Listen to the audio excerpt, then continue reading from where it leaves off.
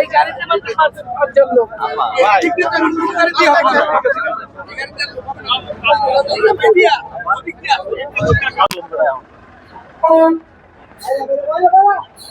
সিটির ভিতরে আপনাদের গাড়ি কয়টা?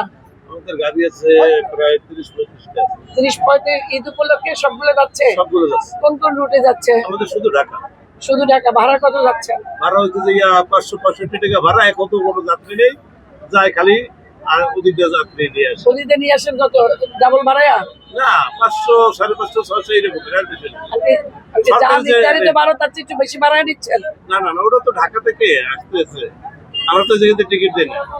ঢাকা থেকে কি ভাড়ায় দিচ্ছে টাকা? না না না, ওটা তো মূল ভাড়ার চেয়ে বেশি নিচ্ছে? না না, নির্ধারিত যেটা ভাড়া তো সেটাই নিচ্ছেন, কিন্তু যাত্রীদের তো কমপ্লেইন আছে। আমাদের কমপ্লেইন নেই, যাত্রীদের কমপ্লেইন আছে আপনারা 200, 150, 200, 250 করে ভাড়ায় নিচ্ছেন যাত্রীদের কাছ থেকে। তারা এটা বলতে পারে না, কারণ আপনাদের কাছে কোনো আর বাড়তি টাকা তো তারা রসিদ পায় না, টিকিটে যা সেটাই পায়। এটা খেয়াল রাখবেন, কারণ এত দূর থেকে প্যাসেঞ্জার আসে, এটা আপনারা খেয়াল রাখবেন যেন যাত্রীদের কোনো ধরনের হয়রানি না হয়, টাকার ব্যাপারে যাত্রীদের কোনো হয়রানি না হয়।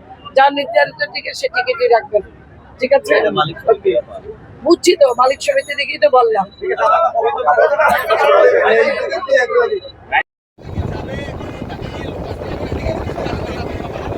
কোথায় যাচ্ছেন? কি এটা কোন কোম্পানির গাড়ি? 2 জন প্যাসেঞ্জার কেন? এই 2 জন নিয়ে যাবে? এদিকে তোলো, প্যাসেঞ্জার নাই দেখো। ঈদের সময় এই জন্য ভাড়া কত আপনাদের? ফিরবেন কত করে? যখন ফিরবেন 400 করে ফিরবেন? 500-550 টাকা। নির্ধারণ কত ভাড়া? আমাদের 400 টাকা। আর আপনারা নেবেন 550। এই দায়িত্ব কি যাত্রীরা নেবে কেন? 400 টাকার ভাড়ার দায়িত্ব 450 টাকা।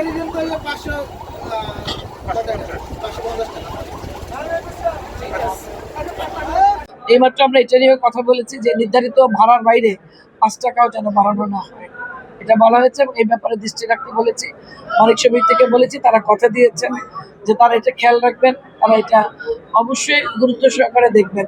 কারণ একটা পরিবার ঈদ করতে আসে অনেক দূর থেকে, 5-6 জন তারা একটা পরিবারের সদস্য থাকে। 200-250 করে যদি একটা যাত্রী থেকে বাড়ানো হয়, তাহলে দেখা যায় যে মোটের উপর প্রায় 2-3 হাজার টাকা তাদেরকে আলাদা করে গুনতে হয়। যার জন্য ওইটার উপর আমরা বেশি গুরুত্ব দিয়েছি যে যা নির্ধারিত ভাড়া 600 টাকা যেন 600 টাকাই হয়, 610 টাকাও যেন না হয়।